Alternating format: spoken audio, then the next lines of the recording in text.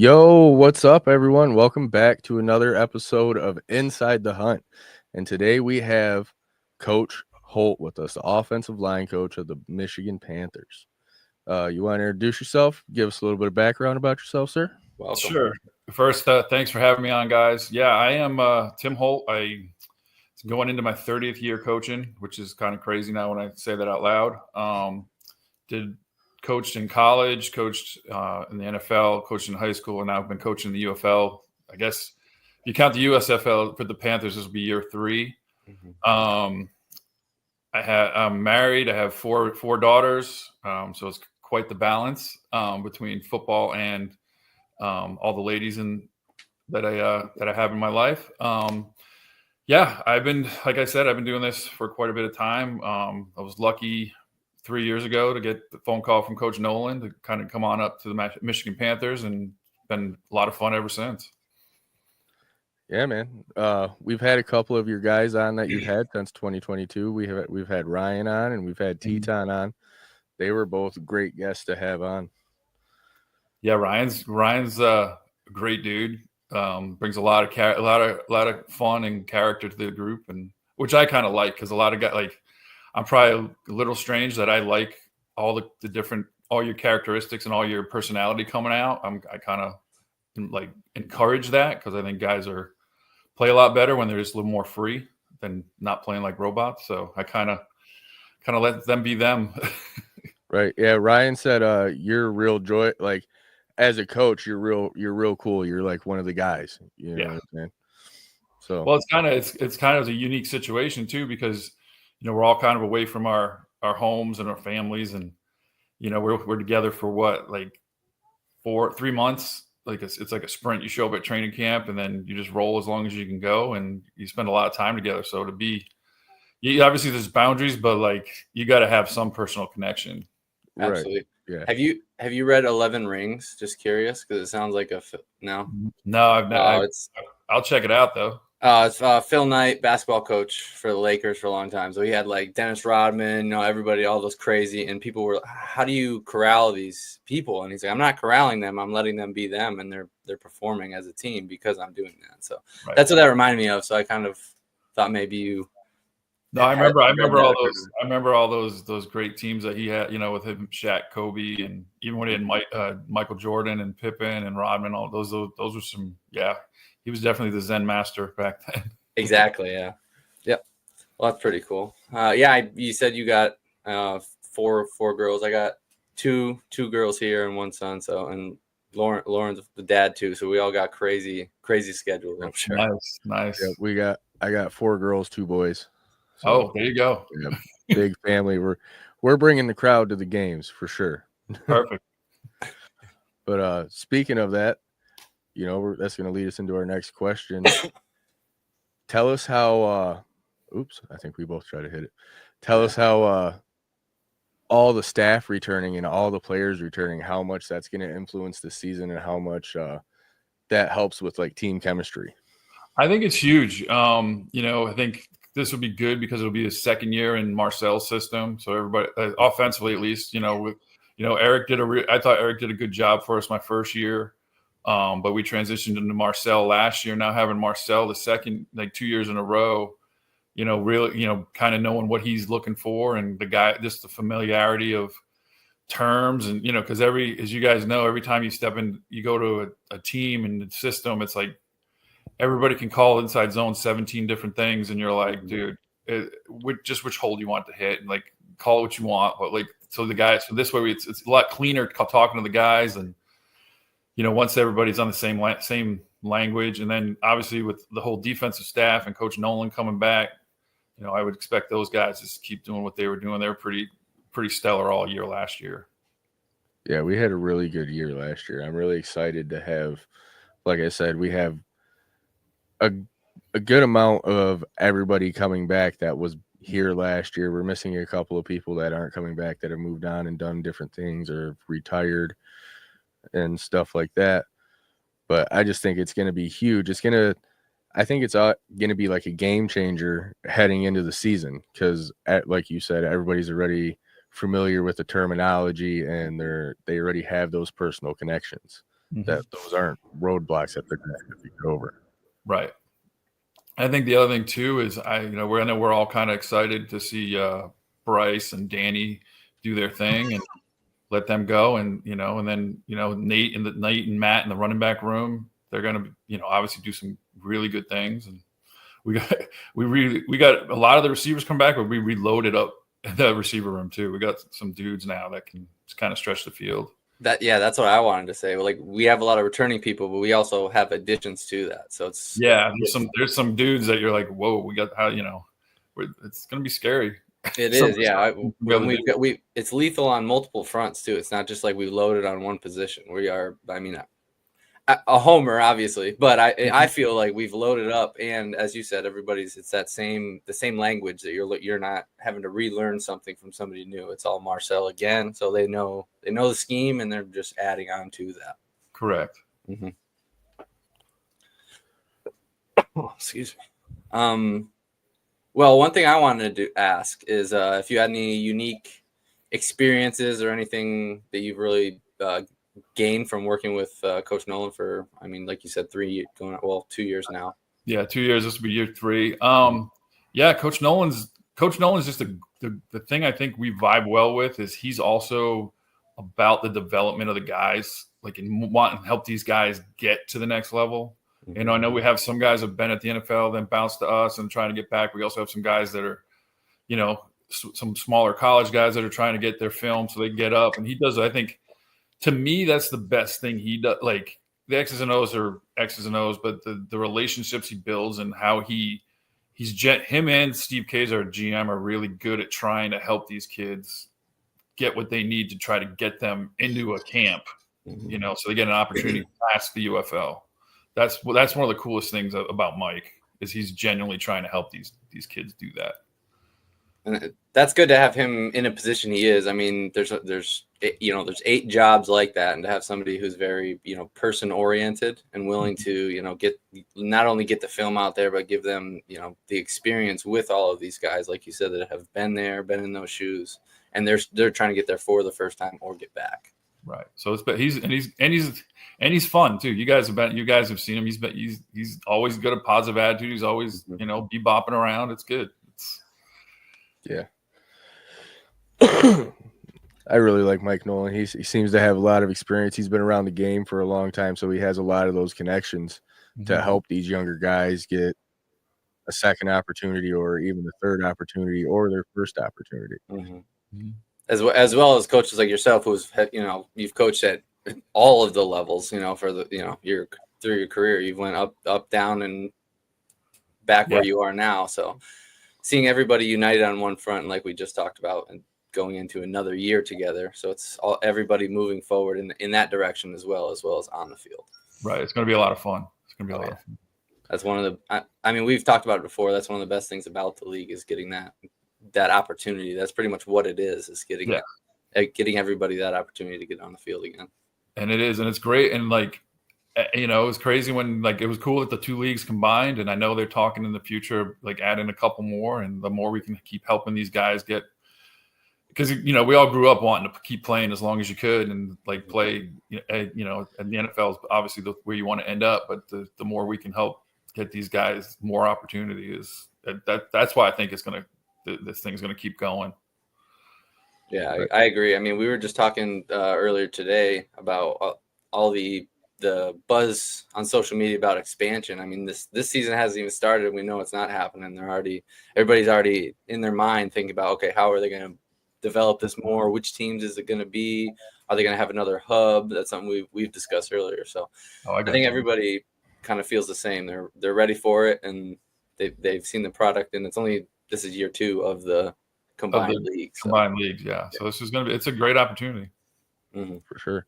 I personally feel like they could go out west, start expanding out west, start building a West Coast conference. That's pretty cool. That'd be great. That'd be I'm sure because if you look at our roster, we have quite a bit of guys from out west too. And even on our coaching, offensively, just on our offensive coaching staff, 4 of the 5 of us are living in California. Yep. I think every single person that we've had on lives in California. I think Teton's still in South Dakota. I'm not Okay. 100% sure, but yeah, everybody's out that way. Yeah. So far. We haven't had anybody that's like from here. I know Nate McCreary is actually from Saginaw Valley, isn't he? He's from Saginaw Valley. Gunnar Oaks is an Eastern Michigan kid. We're gonna have Brian Dooley. He's gonna be in training camp with us. JD Duplain. And then Jared Horst. He's a Wisconsin kid, but he played at Michigan State. So we have some. You know what I mean? Yes, They have the ties still. So They still have ties. Yeah.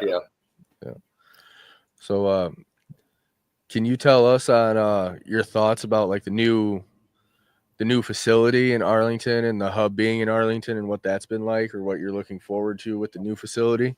The thing I think that's going to be pretty cool, and I was actually talking to another coach from another team yesterday, is we're actually going to be, if we're all 8 teams are going to be in one building, it's going to be cool. Like you're going to be able to talk to each other, like because a lot of us are friends anyway, but like last year and the year before, you're kind of in your spots, and like we got to know the San Antonio guys a lot because we were in the same building.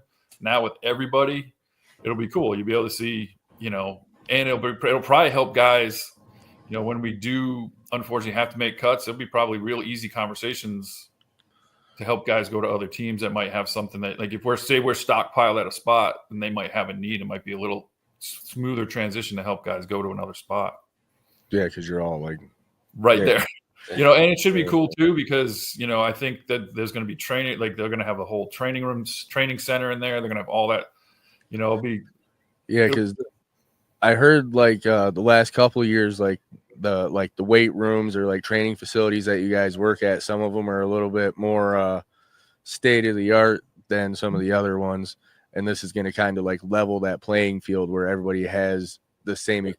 Yeah, everybody has cold tubs. Everybody has, that'll be good. It'll be, and it's good for the league too. That way all the players get a chance to have equal access to all the rehab stuff too. Instead of, I know in the past they've had to be like, all right, hey, you need to get this work done. You're going to go over here. They'll send you somewhere, as opposed to having 10 all the whirlpools and stuff in one spot, Right. And they'll probably have like a wing for like the medical staff and stuff like that. Right. I heard that's what part of the problem, part of the deal is too. They'll have a whole floor just for the training room. Oh, that's awesome. Yeah. So I wonder how, because with everybody there, because everybody's there at the same time. So I wonder how the I guess schedule is going to work for the field. Like, is it going to be? I don't know if you know that yet, but is it going to be split field or joint practices? Or I believe we're still using the practice fields. I think us in San Antonio are still using Dragon Stadium, like we did last year. I think everybody's still going to those. We're not. I don't think we're all at Choctaw, because that'd be probably impossible. Yeah, Arlington will probably definitely be at Choctaw. Yeah, probably Arlington. They shared it too. They shared it with Birmingham last year. But like last year, we all went to Dragons Carroll High School's facilities, which were nice. They were good. That's cool. As long as they're doing well. I mean, we've talked about that West Coast hub, and I think that's having just the split of essentially that same thing, just being to relocate it somewhere where, I mean, because everything's so narrow right now with the way the 8 teams are. So, well, the wild thing about it is something that, you never ever think of experiencing in sports is like, it's kind of cool, but like when we go up to Ford Field, if we're the home team, we'll sit in the front of the plane, and say whoever we're playing, they sit in the back of the plane, so you're on the same plane together. Which is, I heard AJ McCarron say something about that whenever he wasn't on the Battlehawks anymore. Yeah, it's cool. It's cool. It's just it's funny because there's times you're like, and you guys had Ryan on there a couple of days ago, and Ryan like he likes to play his music, and there was a couple of times I'm sure he kind of upset a couple people because he was playing his songs, but. Then I heard from other teams they started doing it too. So, right. But I think having that one everybody at spring camp, it's going to kind of, I don't know if there is anything to alleviate, but like you said, it's going to give everybody a sense of camaraderie for the league, let alone just their individual team. Yeah, it's good. And and I remember year one. I remember when we were my first year when it was us and the Stars up in Ann Arbor, and then last year with the Brahmas, it was. The guy, those two teams get to know each other fairly well. because you're always kind of crossing paths. So you're right. It'll be good with all 8. It'll be good.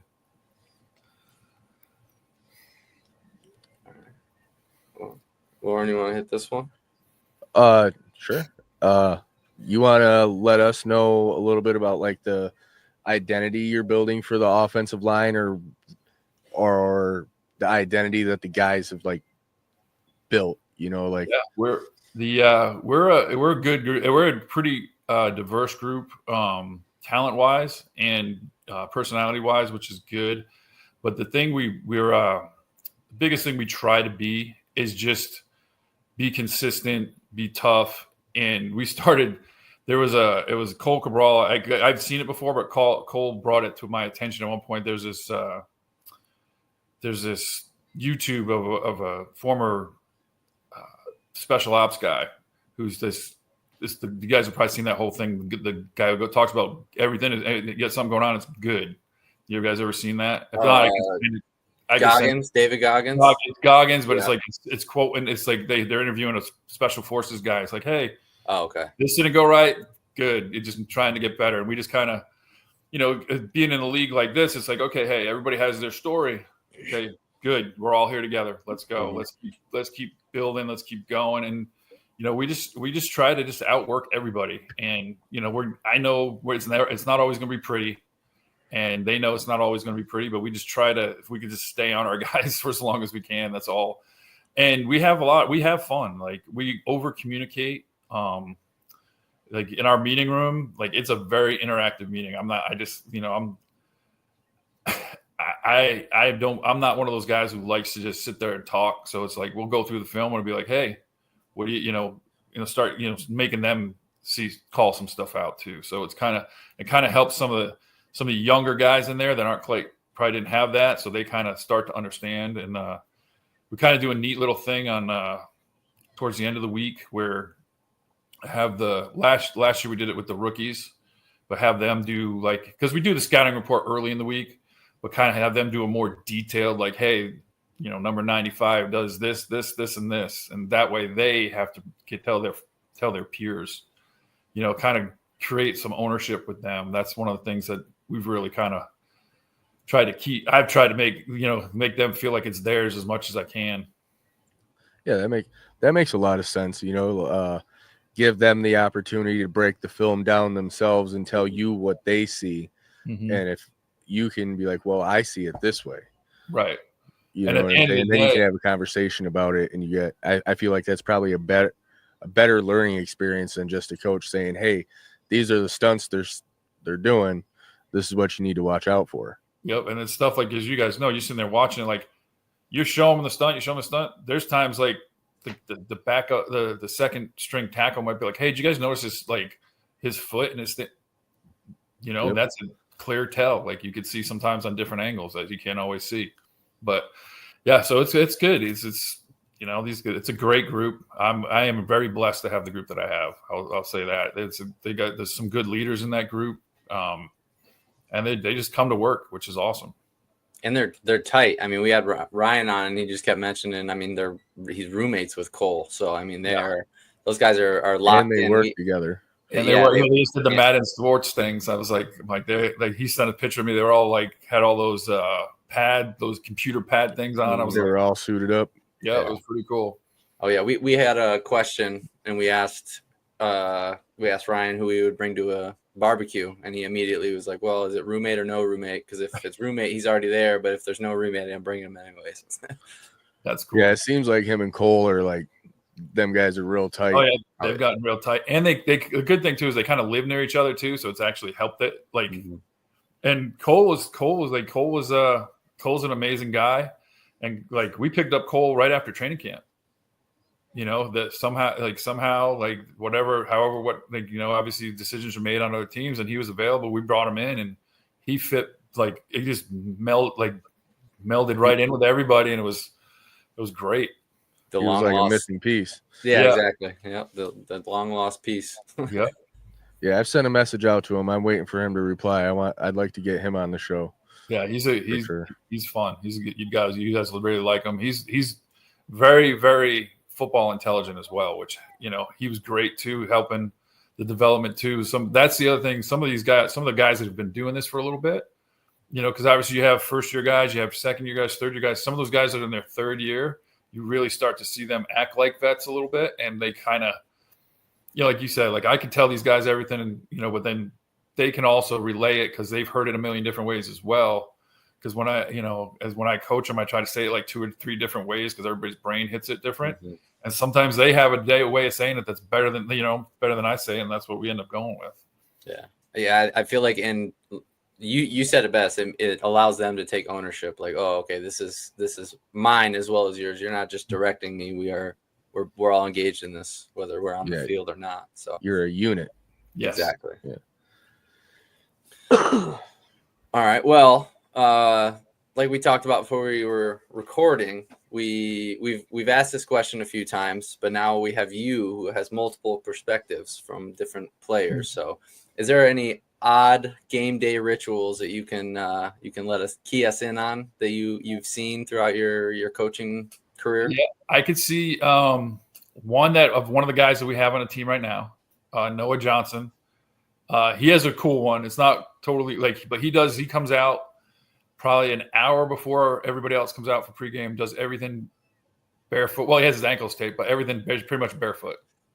So he can feel the ground and all that, which is a lot to that. And it's just, it's fun to watch. And sometimes people look at him funny, but he goes through his whole routine, all his stuff barefoot, and, which is cool. I've seen some other stuff where I've seen guys who I remember I had some guys in the NFL that they literally would take a nap and someone would wake them up 5 minutes before and they would come out, they put their helmets on and they were different people. Oh man. It's everybody has their own thing. Like some guy, obviously some guys just sit there and jam out to music, but but there's some guy, and then I've seen other guys like literally take a cup of coffee or a Coke and just walk the field, and they don't really stretch or do anything. They're just like walking it like one of us would walk it in pregame. So everybody has their thing. I wonder if that has he ever said, is he grounding, or is he literally just trying to get Noah is big into he's not one of these guys that are into all the crystals or anything like that, but he's into he does believe in the grounding. He does believe in taking care of his body. He's also working on a strength and conditioning degree, so he's kind of geeks out on some of that, the performance side of that stuff. Very invested in it. Yeah, so which is cool. Everybody attacks it from a different angle. And we're seeing a lot more of that too. People trying, coming up with their own ways. The grounding seems to be a big thing coming up. And it works. It's funny though. I've done it here. I never wear unless I'm at work, I don't wear shoes. My wife yells at me all the time because I'll just go walk outside to go get something. I won't have any shoes on my feet, and I just really. Well, we're not even supposed to have shoes on. You can buy shoes that those barefoot shoes, but it's not the same. Right. We're cold, so I have an excuse. You guys don't have any toes left if you walked around. Right. Yeah, I'm the opposite. I have slippers or my shoes on all the time. That's okay. It's just different. Some better weather. Yeah. Yeah, definitely need some better weather. Oh, yeah. It's coming though. It's coming. Mm-hmm. And then earlier, I know you've seen it. We threw it up on X or Twitter or whatever people are calling it these days. We asked if anybody had any questions for you that we have following us, and Chris Tisdale, he actually did a UFL card giveaway not too long ago. Okay, but his first question is, what's the hardest position to play on the O-line in your opinion? In my opinion, left tackle, and it's only because of third down. The one you get the center is the most cerebral because you got to make all the calls and do all that stuff. But left tackle, when it's 3rd and 7 and it's loud as hell and everybody in the world knows it's a pass, and you got to try to not overset or turn or get yourself in trouble with your body mechanics. That to me, left tackle, that's what, and I hate to say it, that's why those guys make a lot of money. Yeah. So. That's one of them positions you live by the sword, you die by the sword. But to be in there, I feel like being a left tackle is very equal to being a cornerback at, at the high position, because you are at the highest stage when it's all on the line, like you described, third down, 3rd and 14. This guy's coming, but is he cutting? How's he coming? And you got to get your set no matter what. So you're on an island every single, well, not every play, but those ones you are. Yep, a lot of them you are, and especially, and it's good too, especially with a lot of the pass game's totally gotten way more wide open as the years have gone on, and there's less and less chip help for guys, and there's more 5 out, and so it's they earn their keep. For sure. I was telling Jesse, because we were talking about it before we had you on, like we met earlier in the day, figuring out what we were going to ask you and stuff. And I said, man, I definitely feel like center is going to be a hard spot, because like you said, they're calling everybody out. They got to snap the ball. They got to get their hands back up faster than anybody else. Yeah, I have a soft spot for centers just because I know how it is really hard with everything you have to do. In the game within the game, if you're playing 3-4 teams and you got that big 330-pound nose on you the whole day, that's a pain in the butt. That's a long day. That's a long day, and it's like, and most centers are not. They don't have they have some length, but they don't have everybody's the combine's coming up. Everybody's going to be talking about all this stuff, right? Mm-hmm. Most centers don't have those 37-inch arms. You know what I mean? They got there's more compact guys usually.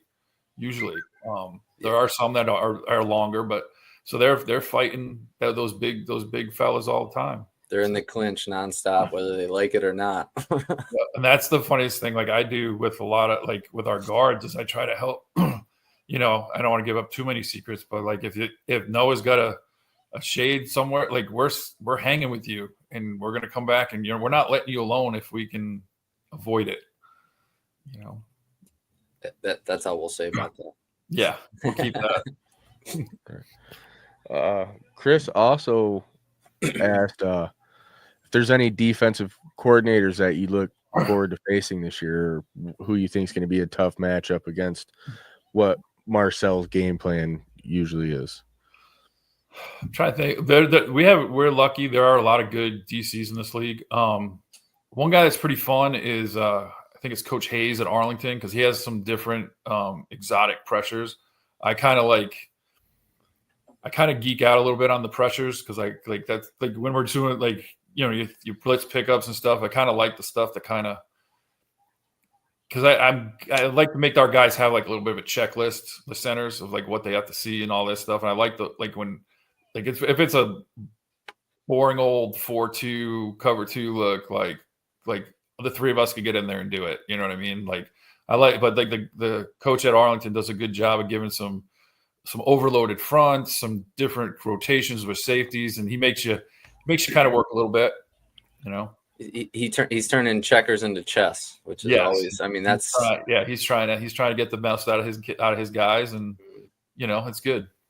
That's kind of the game within the game, trying to find the little tells on where it's coming.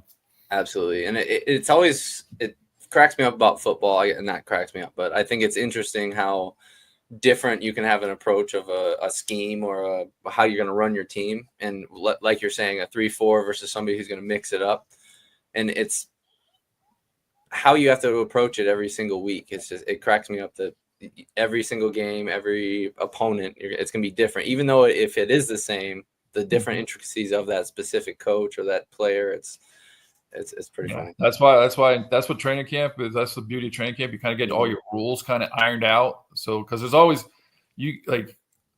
everybody thinks you can prepare for everything, but there's always something that comes up. It might not be every week, but there's usually one or two that you haven't seen. That you just got to hope your rules kind of play out and at least get you kind of targeted on the right people. Mm-hmm. And when they come up, and it's a tip of the cap to the guy across the field. Like, ooh, I didn't see that one, man. Good call. Good call. Yeah, there's some good ones. Yeah, showmanship. I appreciate that. Mm-hmm. And then leading into our last question, we told you earlier we try to get a little goofy question in there that's a little bit out of left field. if you could switch your life with a cartoon character, what cartoon character would it be and why? Oof. Cartoon character. That's a great question. I'm trying to think. So I went. Loren brought it up, but I'm sticking with it, man. Rocket Power. I don't know if you're familiar. They were like the kids who are skating around they're on Hawaii, and they just are good at all extreme sports. Yep. That'd be mine. Just hanging out on Hawaii, good weather, skating, surfing, yep, yeah, that's rollerblading, all that. That's a good one. Yeah, I was. I guess I'm kind of torn. I think I when I grew up like a Marvel Comics guy, so I'd probably either go Iron Man or Spider-Man. There you go. Both good answers. So those would be the two. Yeah, for sure. I feel like Spider-Man would just be so. Obviously, Iron Man is freeing. You're flying in a suit, but the way that you, I don't know, could swing everywhere. Spider-Man. Yeah, Spider-Man's a little more under the radar. Exactly. Like you know, Iron Man's coming. Spider-Man, you can kind of do your thing, and he's got a little stealth to him for sure. Yeah. And the Spidey sense, you got that all day long anyway. So yeah, that's a good one. But another thing I wanted to touch on in our video, I'm gonna throw it in our description, is me and Jesse are organizing a group event to go to the San Antonio Brahmas game. We're trying to get at least 25 people to buy tickets. We'll be in the 50 or right on the 50-yard line, right behind the bench. Okay. And if we get enough people, we'll be able to set up a meet and greet after the game and be able to come see you guys and hang out with you guys after the game and stuff. Oh, that'd be cool. I'd be down for that. Mm-hmm. Yeah, absolutely. But I mean, typically we have season tickets at section 131 now. So, but that game, we're gonna be over there with them. Gotcha. That's cool. That's cool. Yep, we're our seats are right down by where Devin warms up to do his kick returns. Oh, okay. I know that. Yeah. Yep. That's a good little spot. Yeah, right by the goal line. Yeah, goal line. We see everybody coming out of the tunnel. Yep. Oh, yeah. You get to see some cool stuff this year. Yes, Coburn has some nice little runs down there.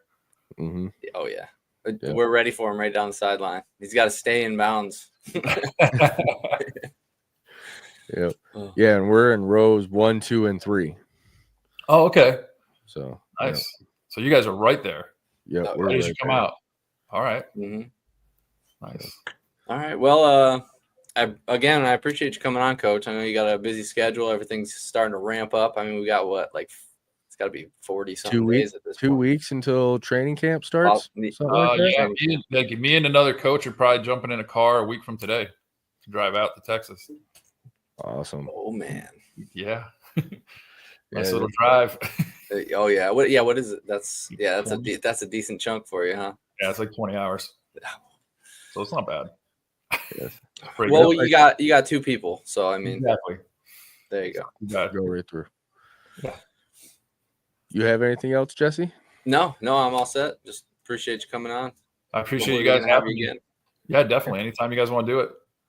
For sure. That means a lot to us, man. And what you guys do. Help us out and get the word around to the team. You know, I've messaged a lot of people, but a lot of people have their stuff on private and they have to follow me back to get my messages. Oh, okay. Offensive players just seem more receptive, I guess. Defensive players, guess by nature, are more defensive. Yeah, more defensive. I'm trying to think defensively who would be a good guy. I've reached out to Breland. Breland would be good. Kedrick would be good. I reached out to Adonis Alexander. Kai. Kind of cool. Kai would be great. If you get Kai would be amazing. His story's crazy. Yeah. Oh, yeah. The entirety, and it's still developing, which is still developing. Even crazier. Trying to think who else. Garrett Marino would probably be a good one. He's a character. Great guy, but he'd probably have some good stories. Oh yeah. All right. Well, we'll have to reach out to somebody, everyone. Somebody. Well, yeah, and you know, Ryan's connected with all of them too, so I'm sure Ryan, you know, as soon as they see Ryan posting that he's been on and all that stuff, they'll be more than willing to jump on probably. Awesome. Yeah, that'll be awesome. We're looking forward to it. All right. All right. Well, good luck in Arlington. Good luck on your drive, Coach. Appreciate it. Hope everything goes well, and we'll be looking for good things out of there. All right. Thanks, guys. And as always, Panther fans, remember, where is it at? Follow us on all the different social medias. Everything's My Panther Pride. Don't forget to pick up your W. Use code MPP10 to save yourself 10%. And as always, Panthers fans, remember, let's hunt.